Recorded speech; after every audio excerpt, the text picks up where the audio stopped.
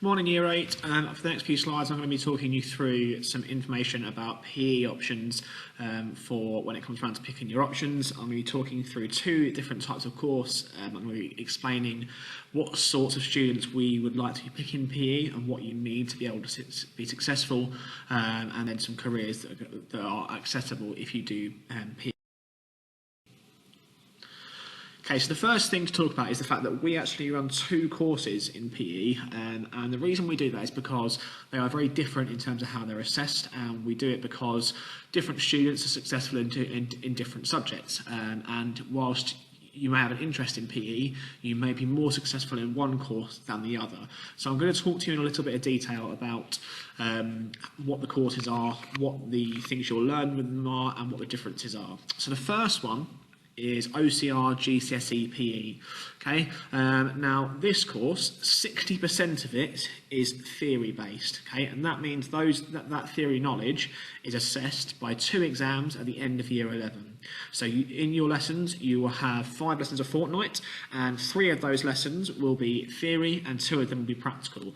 Now that's something to get your head around a little bit in terms of PE, because for lots of you, you're very used to PE just always being about being out in the field and playing the sports activities you enjoy. We do still do that at GCSE because you get assessed grades in those, but 60% of your grade is theory on GCSE. So we do need to spend a fair bit of time, 60% of the lessons, in the classroom learning about different concepts of PE. I'll talk to you in a bit more detail on the next slide about what you'll be learning, but it's important that you grasp that 60% of it is theory. The other 40% is practical. Now, this practical assessment, you need to be able to be successful in one team sport. So, for example, football, hockey, netball, rugby, those sorts of things. You also need to be assessed in one individual sport. So that could be things like a racket sport, like tennis, badminton, or table tennis. It could be swimming, it could be athletics. Some of my current year 11s do horse riding and equestrian, some trampolining, boxing. There's quite a wide range of activities you can do. You also then get graded in a third activity of your choice, and that can be either a team sport or an individual sport. Now, you get graded out of 20 for those sports, and just to give you a concept of the grading scale, a 20 out of 20 in a sport is somebody who is performing at county or higher level. So if, for example, you're a footballer and you play for Ramsey Colts at the weekend, you're probably more likely to be more like a 10 or 11 out of 20 than higher levels, because above you, you've got people who play at academy level, you've got people who play at district level, at county level, and you've got people who will eventually go on to be professional footballers. So there's a scale of that, and so it's important you understand how that's graded and sort of how you achieve a high score. Lots of people coming to GCSE PE thinking, well, I'm good at table tennis, so why am I not a 20? The reasons for that are because, unless you're playing at a higher level, there are better players out there that you haven't yet played that are more successful than you, and they are therefore a higher level.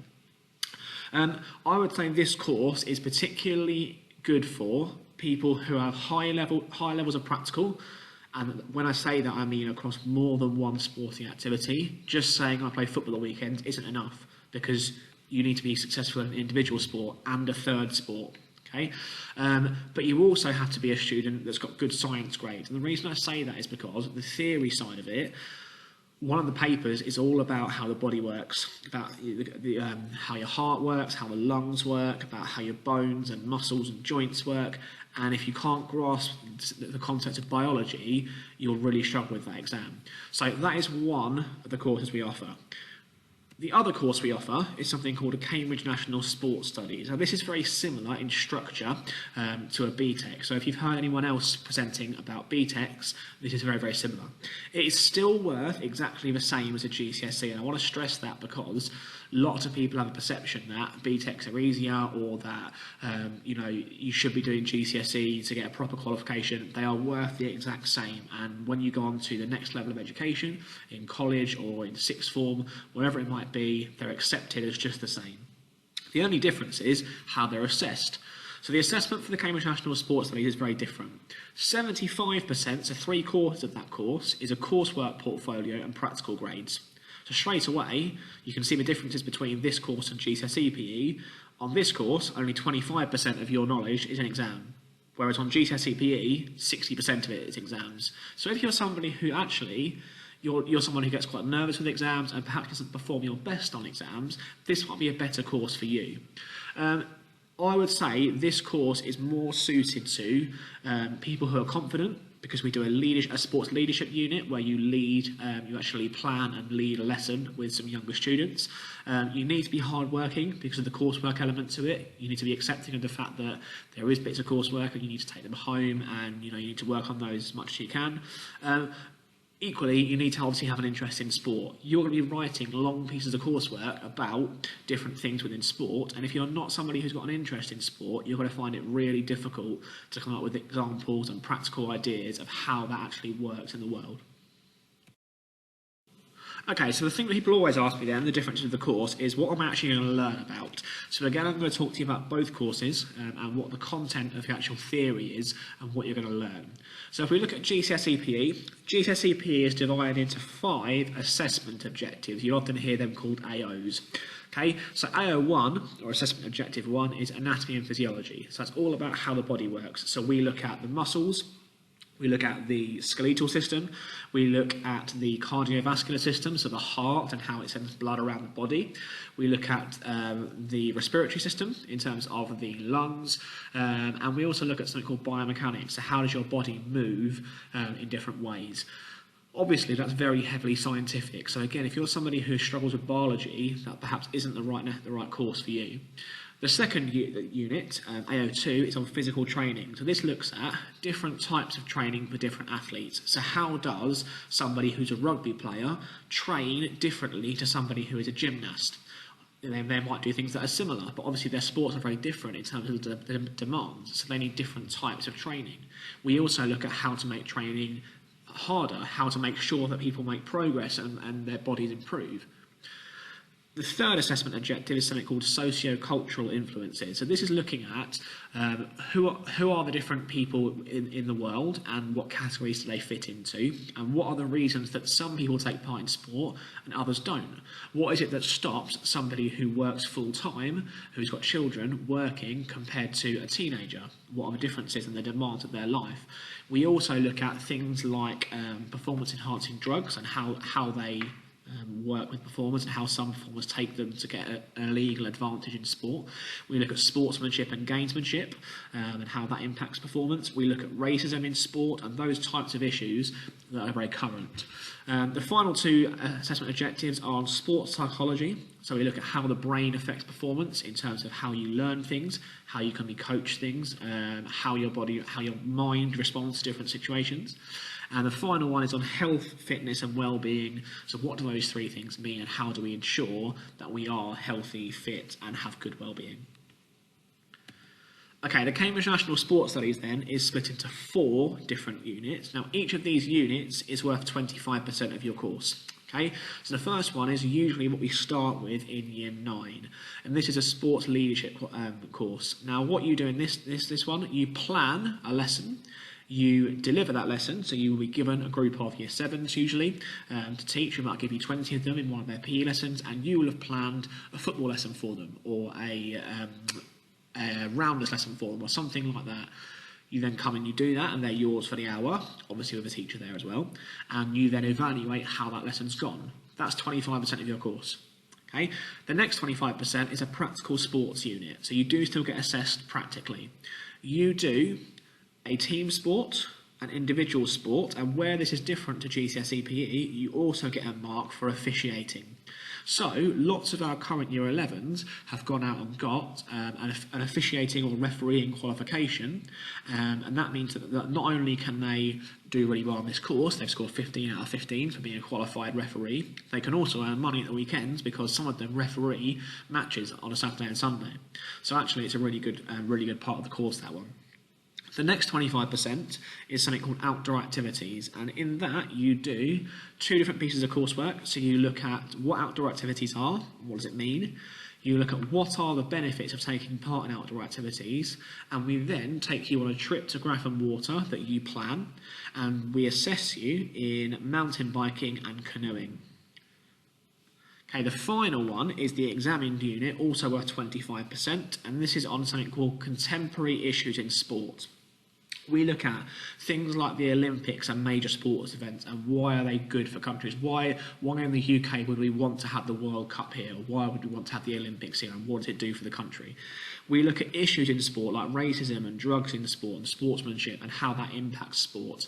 We also look at national governing bodies, so people like the FA and FIFA and the LTA in tennis or the RFU, what impact do they have on their sports, and you get examined on that. And that exam takes place in January of year 10, so you actually get that out of the way in year 10, so you haven't got to worry about it in year 11. Okay, so very different courses. Some of the stuff overlaps, but in general, they're very different and they lead you down different pathways.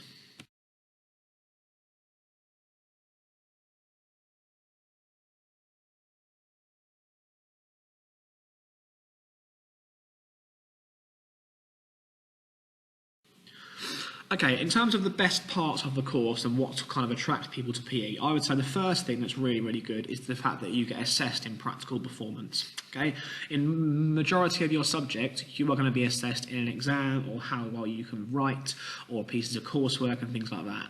We are, along with probably drama, music, art, and engineering and those sorts of subjects, probably one of the only subjects where you get marks for how good you can physically do something. Okay, so if you are somebody who absolutely loves playing netball at the weekend for a netball team, you can get marks for that, which is great. If you are somebody who really enjoys things like you're a gymnast or something like that, again, you can get actual marks for your physical performance, which I think is really good. The next thing I would say that's good is the trips. So again, we mentioned about going to Grafham Water for outdoor activities. We're looking into different other trips we can do with the GCSE students, potentially go to different sports events. It's something we're trying to grow in the PE department.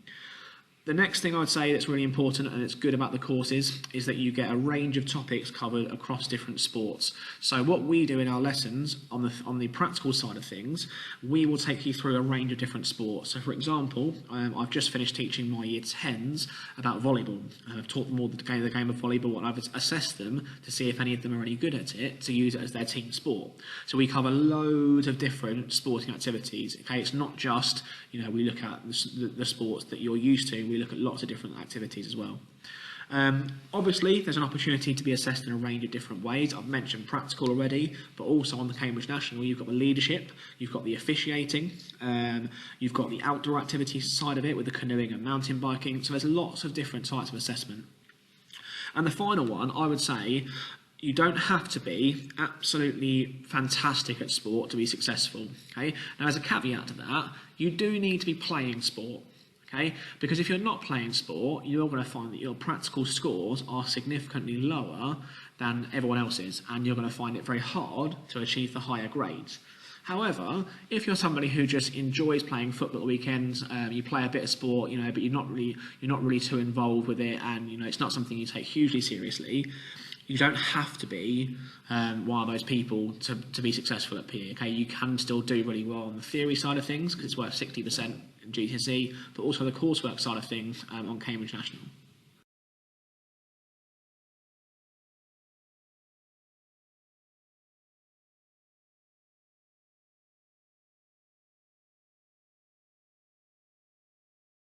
Okay, the next thing to sort of mention is how you're going to be successful in this subject. And I cannot stress this enough. This top bullet point is really, really key.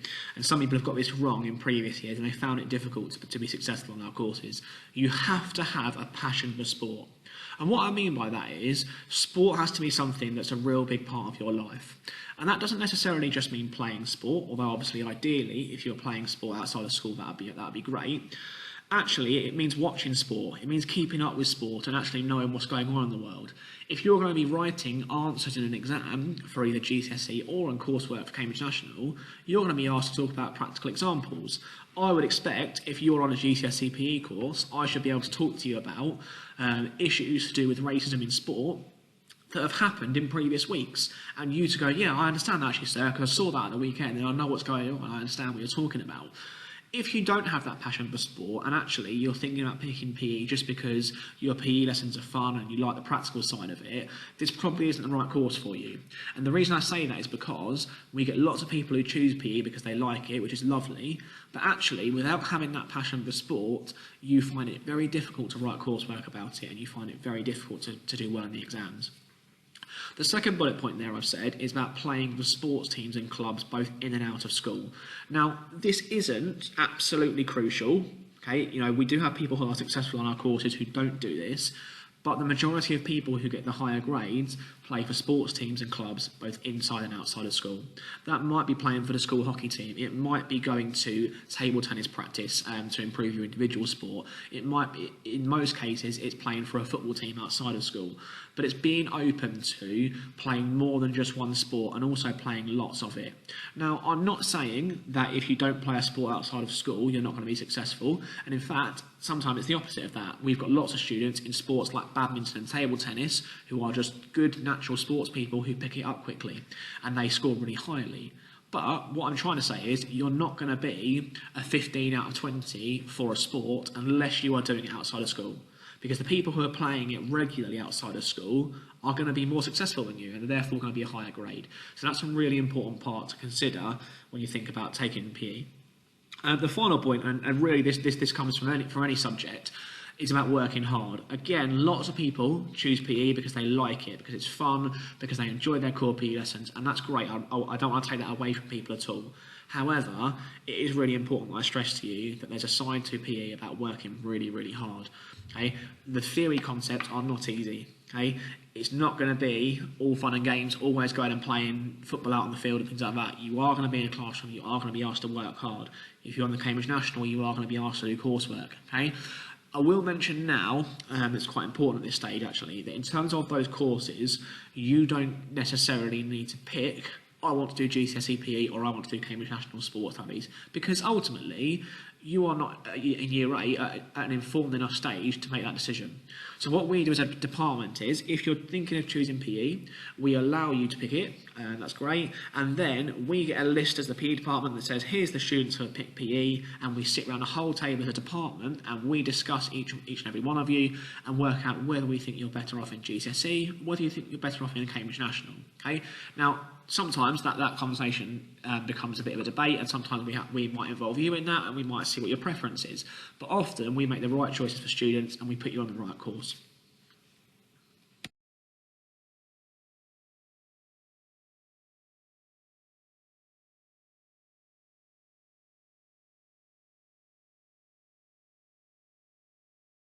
Okay, the final slide then is, sorry, two more slides, I apologise.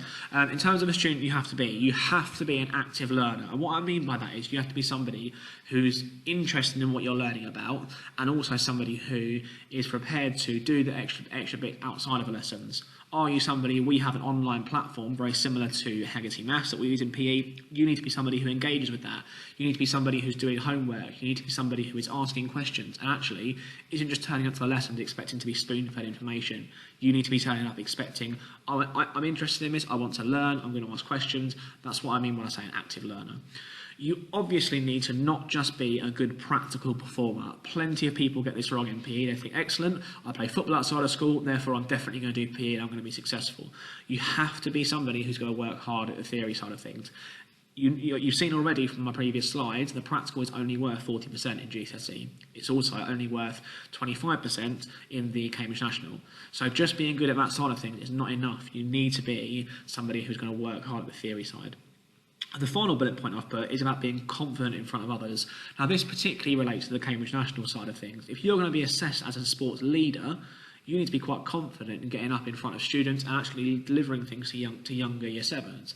Now, obviously, we don't just throw you in at the deep end and say, there you go, there's 25 year 7s, go and teach. But what we're expecting is, though, that you're prepared to give something a go, that you'll have some confidence, and that you don't mind standing up in front of people and, potentially something going wrong, or, putting yourself in a situation that might be a bit uncomfortable. Okay, the more you're prepared to do that, the more successful you're going to be on our courses.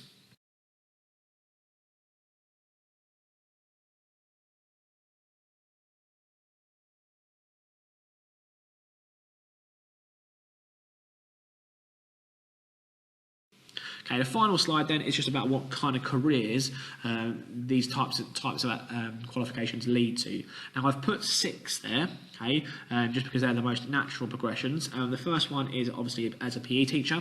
Every single person in our PE department did either a GCSE PE or a BTEC or a Cambridge National, so we've all been through these qualifications before, and it's led us down to where we are now. You could obviously go into sports coaching. There's personal training, so working in a gym and sort of helping people work out and get and improve and lose weight and things like that. It could be physiotherapy, so sports massage and sports injury, things like that.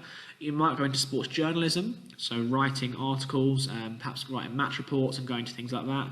And the final one that's particularly relative to this course is obviously officiating. You know, if you go and do an officiating qualification and you do well in it, it might be that you move into that as a career.